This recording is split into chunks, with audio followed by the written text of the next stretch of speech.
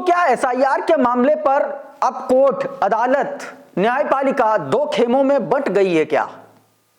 और यह बात इसलिए कह रहा हूं क्योंकि अब सीधे सीधे ज्ञानेश कुमार ने जिन दांव पेचों में उलझा करके एसआईआर को कानूनी अमली जामा पहनाने की कोशिश की है, अब उसकी बखिया उधड़नी शुरू हो चुकी है। आज के इस वीडियो में मैं बताऊंगा कि कैसे ज्ञानेश कुमार के खिलाफ सुप्रीम कोर्ट के एक वकील ने खुली चेतावनी दे दी है। खुली चेतावनी देते हुए साफ तौर पर कह दिया है कि चुनाव आयोग और ज्ञानेश कुमार चुनाव आयोग को अपनी उंगलियों पर नहीं नचा सकते। उनको अगर विपक्षी नेता इस पर उनसे जवाब मांगते हैं तो वो ट्रोल वाली भाषा का इस्तेमाल नहीं कर सकते, उनको जवाब देना पड़ेगा। और खुलेआम कह दिया है, सुप्रीम कोर्ट के वकील ने खुलेआम कह दिया कि ज्ञानेश कुमार के जो माई बाप हैं वो अमित शाह और मोदी हैं। यह बात सुप्रीम कोर्ट के वकील ने कहा है और इसीलिए यह ज्यादा अहम और इंपॉर्टेंट होता है। आज इस पूरी खबर के बारे में आपको बताऊंगा कि सुप्रीम कोर्ट के भीतर chief justice of India justice Suryakant, justice जो दूसरे भी एक जस्टिस हैं जिनका नाम जयमाल्या बागची बताया जाता है, वो और उनके सामने अभिषेक मनु सिंघवी और इसके अलावा कपिल सिब्बल ने जो जो दलीलें दी, और उसके बाद अब लगातार मीडिया में और सोशल मीडिया में एक चर्चा तेज हो गई है कि क्या वाकई में जस्टिस सूर्यकांत इस मामले को दबाना चाहते हैं क्या? तमाम सारे लोग इस तरीके की बातें लिख रहे हैं। बहुत सारे लोग कमेंट सेक्शन में नीचे लिख रहे हैं सीजीआई के बारे में। आज इसी पर बातचीत करेंगे, आखिर सच क्या है, और आपको बताने की कोशिश करूंगा कि क्या चुनाव आयोग अपने ही एक बयान में फंस गया है क्या? और अगर उस बयान पर गौर कर लिया जाए तो नरेंद्र मोदी की सरकार जो है ना, उसको उखड़ने में वक्त नहीं लगेगा। क्या कुछ पूरा मामला सब कुछ बता रहा हूं, जल्दी से बताता हूं। सबसे पहले मैं चाहता हूं कि जो बात कही गई ना सुप्रीम कोर्ट के वकील के द्वारा, ज्ञानेश कुमार को सीधा चुनौती दे दी, और ना सिर्फ सुप्रीम कोर्ट के वकील ने चुनौती दी बल्कि आरजेडी की प्रवक्ता कंचना यादव ने भी साफ कह दिया कि जब ज्ञानेश कुमार इतना बता दें कि वो देश छोड़ करके अगर भागेंगे तो कौन से देश जाएंगे। क्या ज्ञानेश कुमार देश छोड़कर भाग रहे हैं क्या? क्योंकि लगातार इस तरीके की बातें निकल के सामने आ रही। सबसे पहले जरा ये बयान सुनिए आप वकील साहब का, और उसके बाद कंचना यादव का वो बयान भी आपको दिखाऊंगा। अपोजिशन का लीडर नंबर 2 नरेंद्र मोदी के बाद अगर कोई लीडर है इस देश का, वो अपोजिशन का लीडर होता है। आज के दिन वो राहुल गांधी है। राहुल गांधी के मुंह से निकली बात का जवाब देना सरकारी मशीनरी की ड्यूटी है। इलेक्शन कमीशन ज्ञानेश कुमार के बाप की बपौती नहीं है, उसके बाप की संपत्ति नहीं है। ये वो एक ड्यूटी कर रहा है, उसको चुपचाप ड्यूटी करनी चाहिए। उसको ये नहीं सोचना चाहिए कि चोरी चकारी से तेरे को इलेक्शन कमीशन बना दिया, तेरा माई बाप वही है नरेंद्र मोदी या अमित शाह। अरे तेरा माई बाप देश की जनता 142 करोड़ लोग, उनको जवाब देना है। अब ये साफ बात यहां पर कही जा रही है। देखिए क्या कहा गया है। यह बात लीडर ऑफ अपोजिशन के लिए कही गई है। यह बात कही गई है उन विपक्षी दलों के लिए, उन विपक्षी पार्टियों के लिए जो एसआईआर के नाम पर जो धांधली और वोट चोरी के गंभीर आरोप लग रहे हैं, उस पर सीधा, सटीक और सपाट जवाब देने के लिए।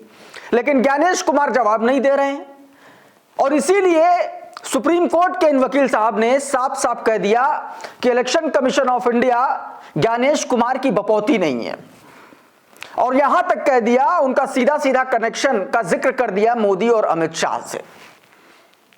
अब मैं आपको दिखाता हूं कि कंचना यादव ने क्या कहा है।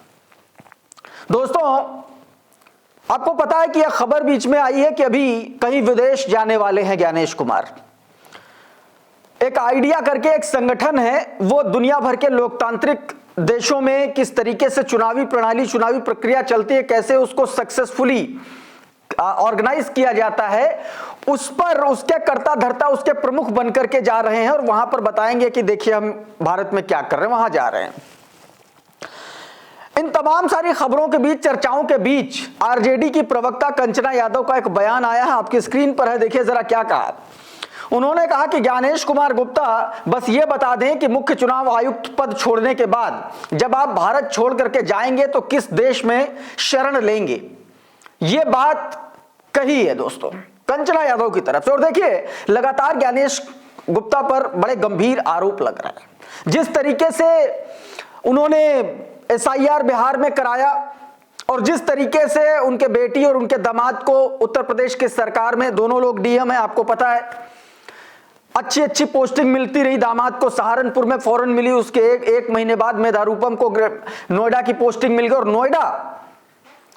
नोएडा के बारे में ब्यूरोक्रेसी में कहा जाता है कि नोएडा जो है ना ब्यूरोक्रेसी की कामधेनु है। जो मंत्री संतरी विधायक या ब्यूरोक्रेसी में DM हो चाहे SP हो, जो भी पोस्टिंग पा जाता है उसका जीवन धन्य हो जाता है। तो क्या ये इसलिए जीवन धन्य हुआ क्योंकि ध्रुव राठी का एक बड़ा रिसर्च वीडियो है और उसमें ये इस बात की तरफ उन्होंने इशारा किया। हालांकि उसमें यह बात नहीं कही गई कि क्या SIR की एवज में ही ये गिफ्ट दिया गया या गिफ्ट है या क्या है, ये कुछ नहीं बताया गया, लेकिन उन्होंने इशारों में कहा बहुत कुछ। इस बीच दोस्तों बड़े गंभीर सवाल CGI सूर्यकांत पर भी उठ रहे हैं। और सवाल इसलिए उठ रहे हैं क्योंकि जब सुप्रीम कोर्ट में तथ्यों और तर्कों की कसौटी पर SIR को रख करके उसको कसा जा रहा है, उसको परखा जा रहा है, तो वहां पर SIR जो है बिखरा बिखरा नजर आ रहा है। और उसके बावजूद CGI SIR की बात पर, SIR के असंवैधानिक वाली बात पर कन्विंस्ड नहीं हो रहे हैं। अभिषेक मनु सिंघवी ने अदालत में क्या कुछ कहा है वो आपको, मैं आपकी स्क्रीन पर ये ट्वीट देखिए जरा, इसके जरिए बताता हूं। इंडिया अवेकेंड नाम का ये ट्विटर हैंडल है, इसने पूरा वार्तालाप अभिषेक मनु सिंघवी का और सिब्बल का बताया है। देखिए जरा क्या बताया कि SIR विवाद, सुप्रीम कोर्ट में नागरिकता की जंग, सीनियर एडवोकेट अभिषेक मनु सिंघवी और कपिल सिब्बल ने chief justice of India CGI Suryakant की बेंच के सामने इलेक्शन कमीशन के स्पेशल इंटेंसिव रिवीजन पर तूफानी दलीलें दी। क्या दलीलें दी? सिंघवी का निर्णायक प्रहार बताया कि नागरिकता जांच का मुखौटा SIR के लिए, SIR को बताया उन्होंने कि जो SIR है वो नागरिकता यानी कि NRC का मुखौटा है। बताया कि SIR कोई साधारण प्रक्रिया नहीं है, ये एक बड़े पैमाने का सामूहिक अभियान बन गया है जो सिर्फ फोटो वेरिफिकेशन नहीं बल्कि सीधी नागरिकता की जांच है। कानूनी अधिकारों का उल्लंघन भी इसको बताया। कहा कि चुनाव आयोग के पास इस तरीके की नागरिकता जांच का कोई कानूनी अधिकार नहीं है, ये सरासर सीमा का उल्लंघन है। और उसमें तमाम सारे उसमें रेफरेंसेस भी दिए कि इसलिए नहीं है। यह भी कहा गया कि EC जो है तीसरे सदन की तरह काम कर रहा है। कहा कि इलेक्शन कमीशन जो है वो चुनावों में संचालन के नाम पर विधायी प्रकृति के आदेश नहीं दे सकता। संविधान में कानून बनाने का अधिकार सिर्फ संसद और राज्य विधानसभाओं को दिया गया है, EC तीसरा सदन नहीं है। ये जो फॉर्म इंट्रोड्यूस कराया है ये कहीं कानून में नहीं है, कहीं किसी नियम में नहीं है, और उसके बावजूद ये ज्ञानेश कुमार गुप्ता करवा रहे हैं। फिर एक और दलील दी, कहा यह छिपा हुआ कानून है। बताया चुनाव आयोग चुपके से वास्तविक और ठोस बदलाव कर रहा है जो कि कानून बनाना और इसे छिपाने की कोशिश कर रहा है। यह अभिषेक मनु सिंघवी की दलीलें थी। अब इस पर कपिल सिब्बल ने क्या कहा कि BLO की शक्ति सीमा पर बोला कि पूछा कि बूथ लेवल ऑफिसर के पास आखिर इतना पावर है क्या कि वो किसी की नागरिकता जांच कर सकता है, वो किसी की डेट ऑफ बर्थ पे फैसला ले सकता है, क्या वो नागरिकता तय करने की हैसियत रखता है, खासतौर पर वो जब वो एक प्राइमरी या जूनियर क्लास का अध्यापक हो, क्या उसके पास इतना बड़ा अधिकार, इतना हक देना ठीक रहेगा। इसके बाद में सिंघवी ने बयान में सुप्रीम कोर्ट के गलियारों में जबरदस्त बहस छेड़ दी है। ये जो तर्क दोस्तों दिए गए, लगातार ये बातें कल से सोशल मीडिया पर जबरदस्त वायरल हो रही हैं। अब इसी पर इन्हीं तमाम सारे आरोपों को लेकर के CGI भी कटघरे में है, इनकी भी आलोचना हो रही है। इस पर वरिष्ठ पत्रकार हैं अजय शुक्ला, वो देखिए क्या लिखते हैं, आपकी स्क्रीन पर है। वो कह रहे हैं गोदी बनकर काम कर रहे हैं सुप्रीम कोर्ट के महान विधिवेत्ता डॉक्टर अभिषेक मनु सिंघवी ने बता दिया कि इलेक्शन कमीशन ऑफ इंडिया को संसद की तरह कानून बनाने का अधिकार दे दिया, जो दुर्भाग्यपूर्ण है। क्या इसके बाद भी यह साबित करना पड़ेगा कि आज के जजेस क्या हैं?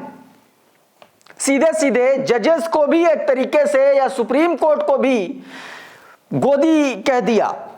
सरकार के लिए काम करने जैसा आरोप, गंभीर आरोप न्यायपालिका पे मढ़ देना अपने आप में बहुत बड़ी बात है और खुलेआम।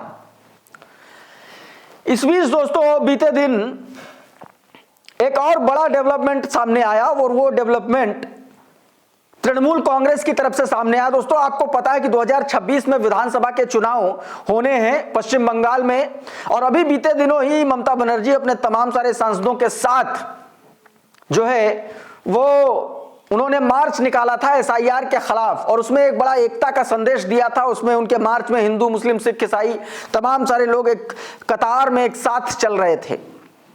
और उसके अगले ही दिन ममता बनर्जी के सभी सांसदों ने चुनाव आयोग के दफ्तर में ज्ञानेश कुमार से मुलाकात की, और मुलाकात में साफ कर दिया कि ये जो कुछ भी आप कर रहे हैं ये इस देश के लोकतांत्रिक ताने बाने के खिलाफ कर रहे हैं। जो अधिकार आपके पास है ही नहीं आप वो भी कर रहे हैं।